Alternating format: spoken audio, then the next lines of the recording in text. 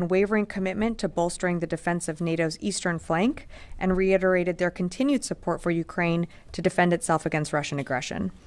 A full readout of both the Secretary's bilat and phone call will be posted later today on defense.gov.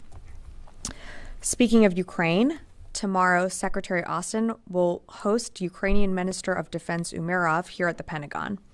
While I won't get ahead of that meeting, I will say that you can expect the Secretary to reaffirm the United States' unwavering support for Ukraine in the face of Russian aggression. He will also receive a battlefield update, including on Kursk. And looking to next week, Secretary Austin will travel to Ramstein to host an in-person meeting of the Ukraine Defense Contact Group. This will be the 24th meeting of the UDCG since Secretary Austin formed the group in April 2022. The Secretary will be joined by Chairman Brown in Ramstein and will convene ministers of defense and senior military officials from nearly 50 nations to discuss the ongoing war in Ukraine and the continued close coordination by the international community to provide Ukraine with the necessary means it needs to defend itself.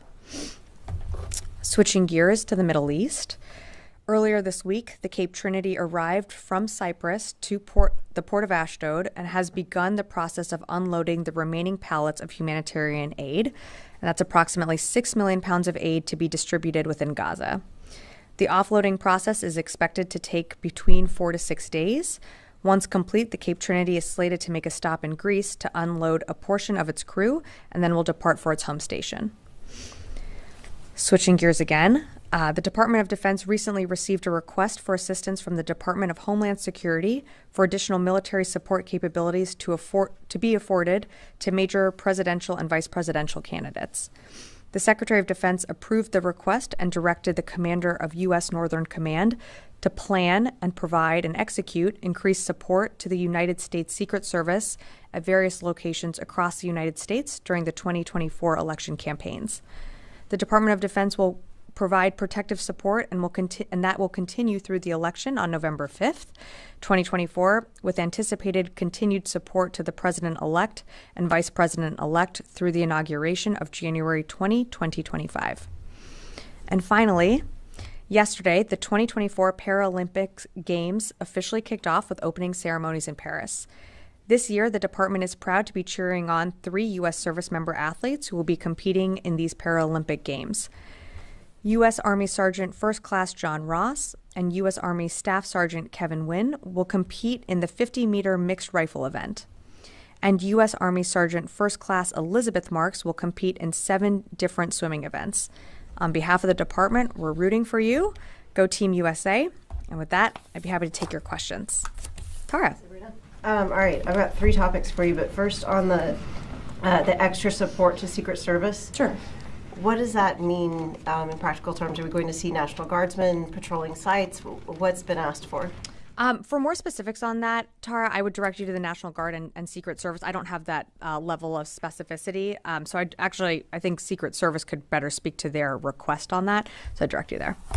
But under what authorities are they operating? I direct you to Secret Service on that.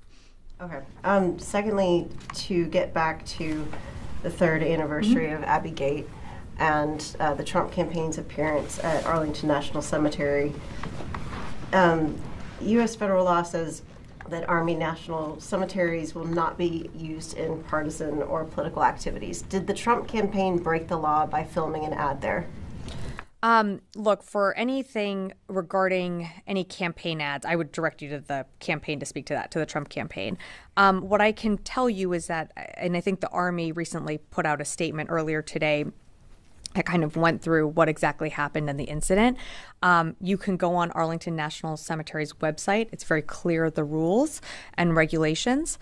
What I'll say about the mission of those that work at Arlington National Cemetery, these are people who are dedicated to honoring our fallen heroes. And they maintain that hallowed ground. They work with the families in honoring those who have had their loved one lost. I'm just not going to go beyond what the Army has said, other than that, there was a report that was filed, but subsequently that person decided not to press charges. And so we're just going to, we stand by the Army statement that this matter is closed. Why would the Army close the matter if the person has decided not to press charges, the Army could still pursue it without that person pressing charges. But secondly, the fact of filming an ad on a national cemetery, if the Army doesn't further pursue this with either civil penalties or whatever can be done, what's to stop the next person from filming a political ad there? Well, what I would say is the rules are very, very clear. They're also online and available on the Arlington National Cemetery website. That is really a decision that the Army has to make. That's not one that the department is making. That's for the Army to make. The Army considers this matter closed. The department stands behind the Army on that. Jen. So, Sabrina, I'm trying to understand, in your understanding, what happened at the cemetery. Yeah. And also, I'm sorry, you had also, just to go back to your earlier question on under the authorities, I direct you to the National Guard on that because it's going to vary on location. So I'm sorry, I should have been a little bit more specific. I would just refer you to the National Guard under what authorities those guardsmen are going to operate. In terms of your question on what exactly happened, I'd refer you to the Army to speak more to the actual incident itself. My understanding is that the families had invited, a few guests to attend a ceremony earlier this week. And there was some type of incident that happened between an employee at the ANC and a member that was traveling with another group's party. For more details on that, I'd refer you to the Army to speak to that. Incident is a very sanitized word. What actually happened? From my understanding, was it verbal assault? Who did what? From my understanding and from what the Army said is that an ANC employee who attempted to ensure adherence to the rules of the ANC was pushed aside. The employee acted with professionalism and decorum, but there was a bit of an incident that did happen. So there are two different issues here. There's a potential assault charges that the person has decided not to bring, but there's also federal law that was broken, as Tara mentioned. Filming a campaign ad or using campaign propaganda with the backdrop of these of the cemetery. Can't the department refer that to the Justice Department for pursuit? That's really, yes, that can happen, but that is a decision that the Army would have to make, and that's not my understanding is that the Army is considering this matter closed. But in terms of, just to get to your broader question on political ads, that's not something that the department has a say over. That's something that gets adjudicated at the FEC level and between campaigns. So that, for anything that's used in an ad, I would refer you to the campaigns to speak to that. But it is a federal law not to use what is essentially a base that is controlled by this department. And the Defense Secretary could overrule the Army. Why is he deciding not to overrule or get involved in this? Look, what we want to focus on is the fact that the people that work at the Arlington National Cemetery every single day do so with dignity, work to preserve the memories of those who have made the ultimate sacrifice, and ultimately work with the families who visit Arlington National Cemetery. And there are nearly, I think it's like 3,000 public ceremonies that are conducted at Arlington National Cemetery every single year without incident. The rules and regulations are very, very clear. What happened earlier this week is very unfortunate. It's really the decision for the Army to make on to pursue any other path forward. The department right now is not doing that, and the Army, we stand behind the Army in considering this matter closed. Just last question. Sorry, but on the National Guard Association appearance by former President Trump, there were National Guardsmen in uniform who stood up and cheered what was a political speech at the event, a campaign-style speech. Is that against the rules? I believe that was I don't know enough about that event, honestly, so I just don't want to speak to it from here. I'm happy to look into that and come back to you. I think so, I think that it is against the rules. Warren. Ukraine lost an F-16. Has Ukraine communicated that to the U.S.? Does the U.S. have any sense of whether it was down by Russian fire or by something else? And has Ukraine asked the U.S. for any assistance in the investigation? I've seen the reports. I'm not aware of any assistance or request for assistance from the Ukrainian side to us about this particular incident. But I'd refer you to the Ukrainians more to speak to any specifics on this pilot. Yes. Thank you, Sister Sabrina. A little bit of background to the question is, American troops are being attacked in Syria, Iraq, and from Yemen. Terrorists in those countries are also attacking Israel. So whose responsibility is it to stop the attacks and the attackers? And I have a follow-up. Well, that's a pretty broad question. But as you know, since October 7th, we have been postured to defend Israel. I'm not going to go through the all the things that we have done in terms of moving our forces to the region to de-escalate tensions. What I can tell you is that our forces, as you probably are aware, we have 2 carrier strike groups in the Central Command AOR. We also have assets in the Eastern Mediterranean. They're there to protect our forces. They're also there to help defend Israel should we need to defend Israel.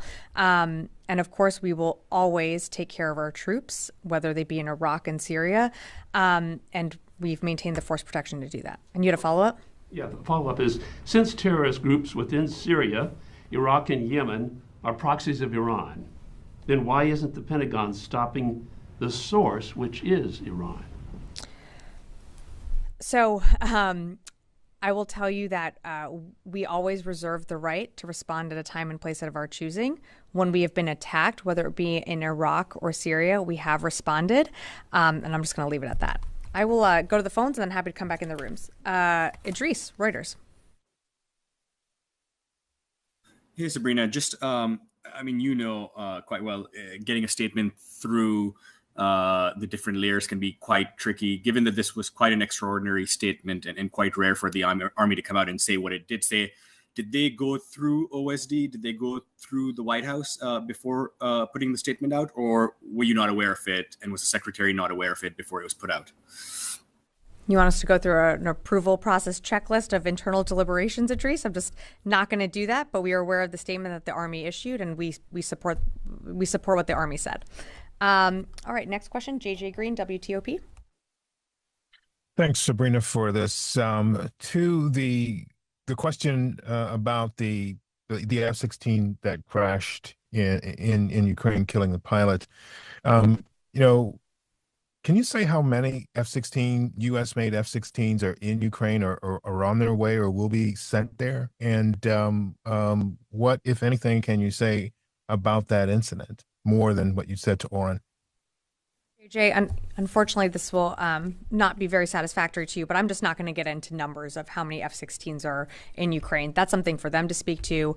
That opens up a lot of operational security issues as well. So I'm just not going to be able to speak to that. In terms of the incident and the pilot that, has been referenced and that Oren had asked about earlier, I'm just not going to be able to provide more. That's really something for Ukraine to speak to. We have been, as you know, training pilots here in the United States. I will say that, broadly speaking, combat aviation is incredibly complex. And we've been very proud to train some of the pilots here in the United States, and not just here, but our partners and allies through the UDCG are also training Ukrainian pilots on F-16s. Every day that they fly those aircraft, these are brave men and women going up there to defend their skies and to defend their country. And so we're very proud to have been part of training some of those here in the United States. But I just don't have more to add on that particular incident. I'll take one more from the phone and then happy to come into the room. Sorry, I think Eric Schmidt, New York Times.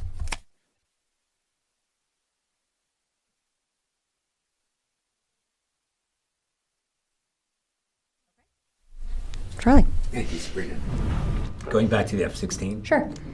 American trained pilot, American equipped F-16s, including, I think, a new electronics warfare package, American advised, which is still going on.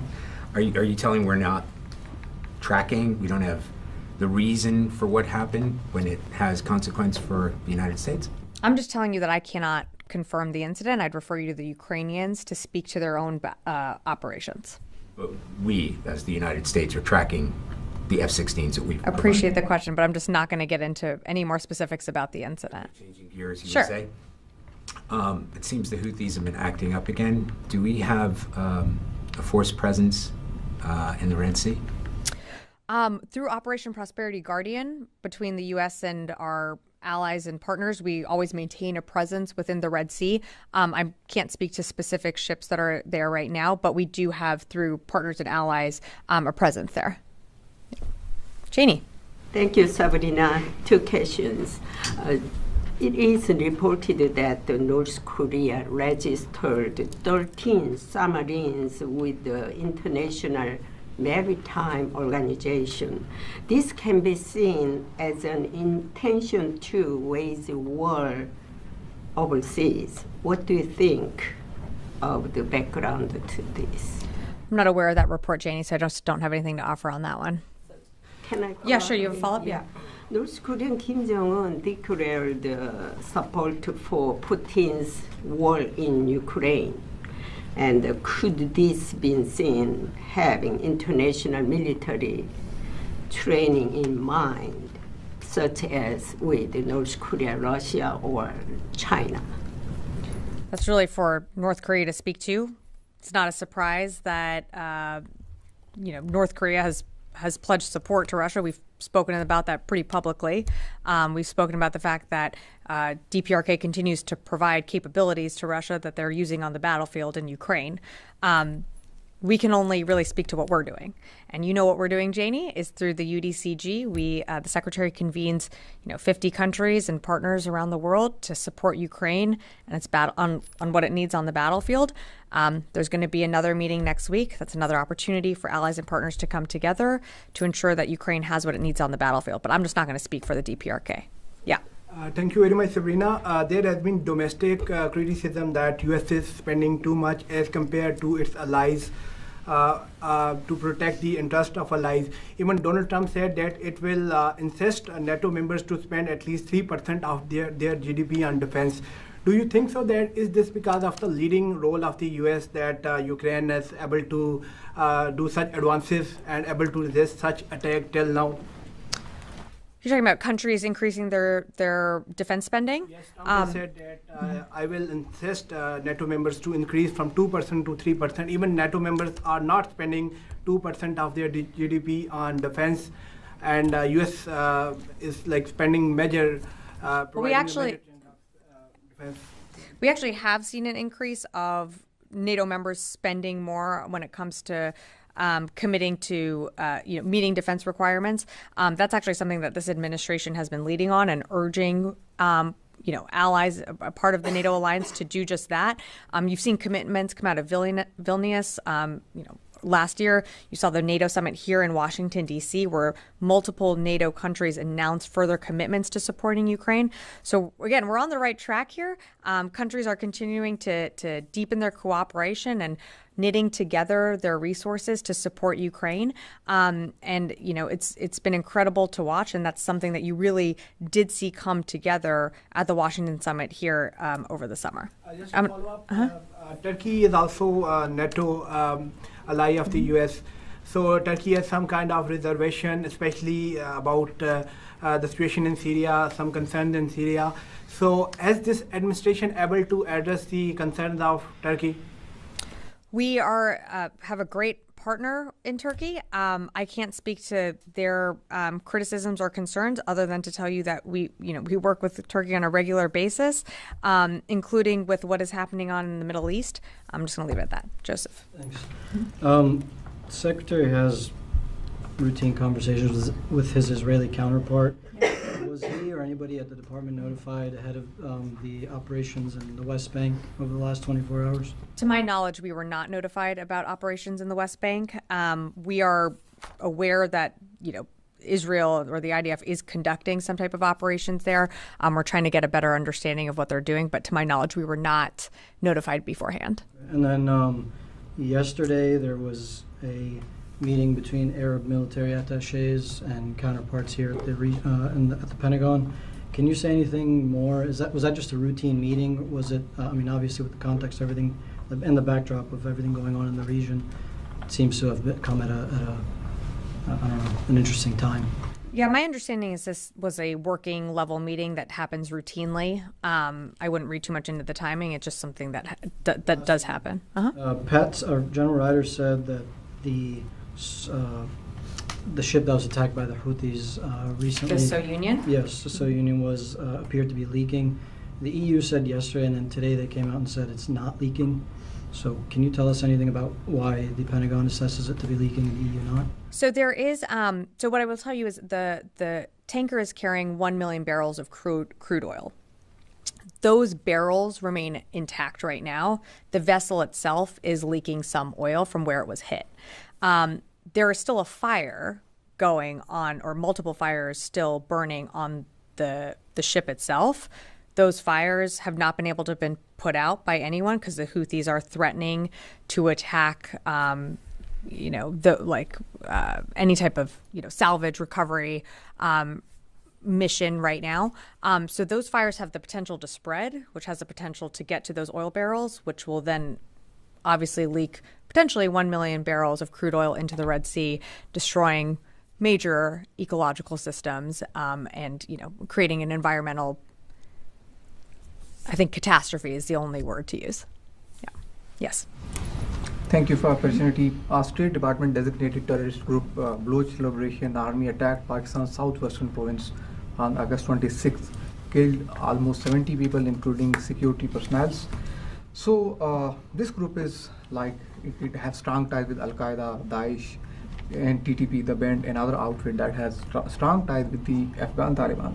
So it seems like the fault line that the US left in Kabul in a chaotic or dramatic withdrawal that are active now. So the question is, US claimed many times it built the Pakistani forces capacity to counter these groups. So at this moment, do you have anything for Pakistan, any comments for Pakistan in this specific event? We strongly condemn any terrorist attack like that. And of course, our thoughts are with those who lost their lives during that attack. But I don't have anything beyond that. I'm not aware of any U.S. involvement or assistance to Pakistan at this time. But if that changes, I can certainly let you know. Yeah. Finally, just one more. Chinese Armed Forces commander visited Pakistan and he awarded with a higher military award. So both sides discussed military engagement, specifically the defense protections. As I asked before from the last briefing, that both countries have shared technologies and they're also thinking to expand it. Like I asked regarding the JF-17 Thunder technologies here to Iraq. So the question is, this administration left many loopholes with its Arab allies. We have seen with the Saudi Arabia, you left space over there. China gained there. They got normalization with the Iran and Saudi Arabia. Now Pakistan is going closer with China. Anything on this? Any reservation or any public reservation or private reservations you have?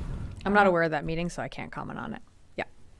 Thank you. So, Rina, with regard to this Iranian attack in the region that we've been expecting for more than a month now, and that hasn't happened. First of all, would you deem that as a success of the United States, both in terms of diplomacy and military posture in the region, that might have deterred it so far? And are you still expecting it is the threat as real as it was a couple of weeks ago? Are you still alert? So a few things, as we've said, I don't have the prediction calendar, crystal ball to predict and to forecast an attack. What I can tell you is I think we certainly got into the headspace of Iran and how they're making their calculations. You have two carrier strike groups in the region. We have said both very publicly and privately that we are there to protect our forces and will, of course, always stand in the defense of Israel should we need to. Whether that's impacted Iran's calculation, I think it has affected their decision making. Will there be an attack? I can't predict the future. I can't answer that. We remain postured, though, to protect our forces. And, of course, if we need to, come to the defense of Israel. Again, one more. Earlier this week, Chairman of Joint Chiefs of Staff said that since we've seen the Hezbollah attack, now we can say that there's less of a chance of a regional war. Do you share that assessment that Iran could also conduct an attack on a similar level, not something that's going to spark a regional war? Do you think their hands are tied a little bit because of the US military posture? Do you feel like that attack is going to be limited? Again, I can't predict what an attack would look like. What I can tell you is I don't think anyone wants to see a regional war. We certainly don't, and that's why we've made the decisions, or the Secretary has made the decisions to move different carrier strike groups throughout the region since October 7th, to rotate different and to bolster our force posture and our force presence in the region. You know, we announced like a month ago, we have another squadron of F-22s in the region. So, you know, we're going to continue to take the steps that we need to send a message of deterrence, because that's ultimately what we're sending. And all the capabilities that we're sending, they are there to be defensive in nature. Beyond that, I can't predict what other actors will do, other than to say that we, the United States, do not want to see a broader regional war, and we've said that from the very beginning. Yes. Thank you. My question is about China. Okay. National Security Advisor Jake Sullivan met Foreign Minister Wang Yi in Beijing yesterday, and they agreed to have a telephone call over theater commanders in the near future. Yep. So can you give us a little bit more about the schedule of this phone call, and is Secretary himself planning to have a phone call with his counterparts in the near future? So I don't have any calls to announce or preview today, but we certainly welcome any time that there are high-level mill-to-mill calls between the PRC and the United States. You saw the National Security Advisor say just that in some of his readouts from his meetings. But when we have more calls to announce, we will, but I just don't have more at this time. Yes, sir. Thank you so much. Jahan Zebali from Airway News, Pakistan. There were a series of terrorist attacks in Pakistan, and you just spoke about it. How the U.S. can help Pakistan rooting out terrorism from that region? Look, we always remain willing to work with any nation that wants to root out a terrorist organization. We have good, cooperation with the Pakistani government, but in terms of these attacks, I don't have anything for you other than that. We of course condemn them. And should anything change in our cooperation with the Pakistani government, I'm happy to keep you updated on that, but I just don't have more to provide at this time. The defense minister was here and had meetings in this building, and a few months ago he made a public statement that today's India goes to the safe havens of individuals who challenge India's territorial integrity and kill them.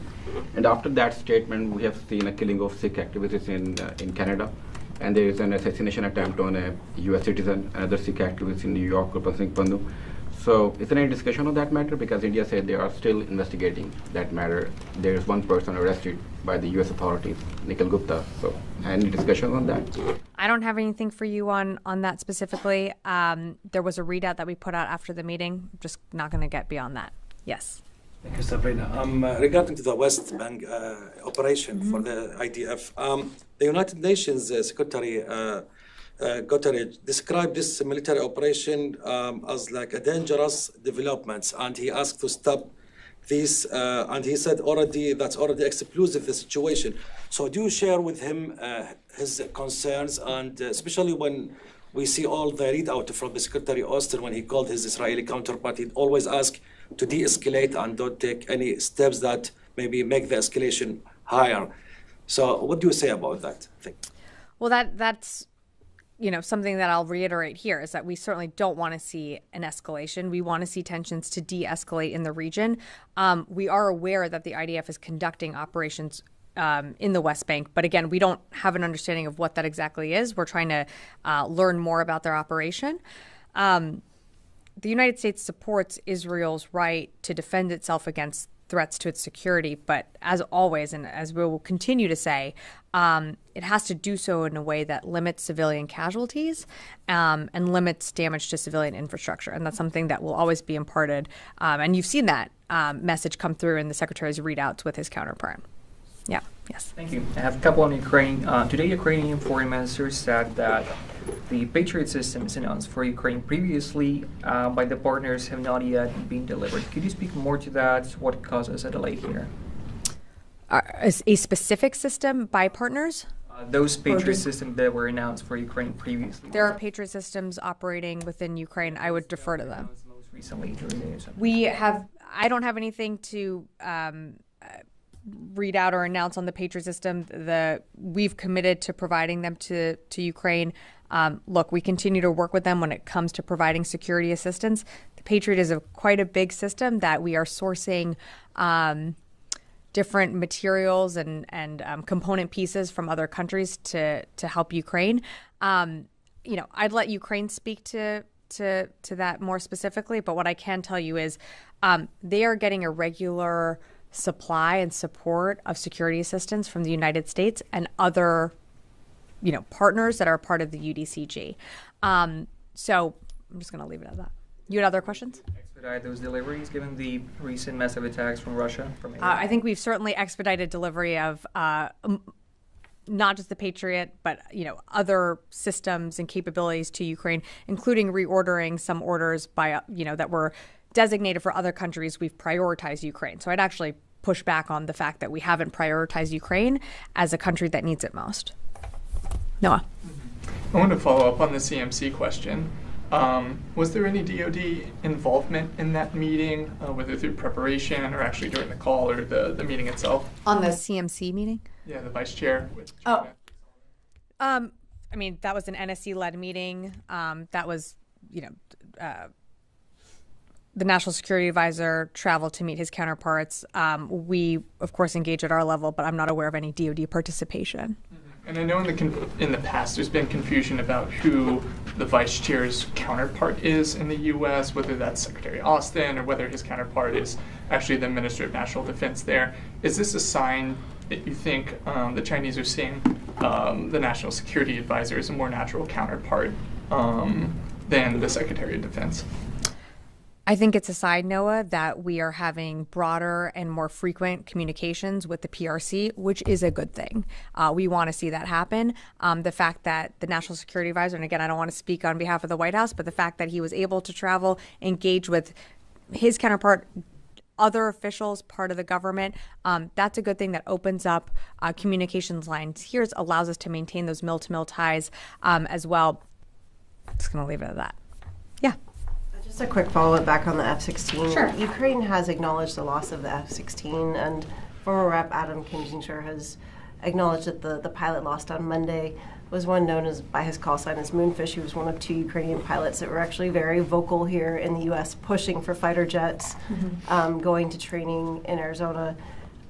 Is there any chance that this F-16 was brought down by friendly fire, by one of the Ukrainian Patriot missiles, for example? So, again, I can't confirm I've seen the reporting. I just can't confirm it. I don't have that level of fidelity right now. So in terms of if this pilot was killed and it was brought down by friendly fire, that I just can't speak to. That would really be something for the Ukrainians to speak to. The United States has not been asked to participate in any type of investigation to look into this incident. So, our role in this is that we continue to train and equip the Ukrainian pilots that come here for training. But when it comes to this particular incident, and I understand the frustration, but I don't have anything more to offer on it. But is there a follow-on with the F-16s that have been delivered? Is there any sort of ongoing relationship? Is the U.S. tracking the F-16s? Are you providing ongoing maintenance? Are they, It's not just the United States. You have to remember that there's an air capability coalition that has been stood up that the U.S. is, of course, a part of. So it's not just the United States providing support. Absolutely, the U.S. military is working with the Ukrainians on what they need, whether it be maintenance or, and that's, telephonic or, remote maintenance support and help. In terms of, tracking the F-16s, I'm not going to get into that level of detail, but we are certainly working with the pilots and the Ukrainian military to make sure that they are able to fly and operate these F-16s in the best way possible, and making sure that they're doing so safely. And, we're providing that support and continuing to train. Okay. Thanks, everyone. Leave it at that.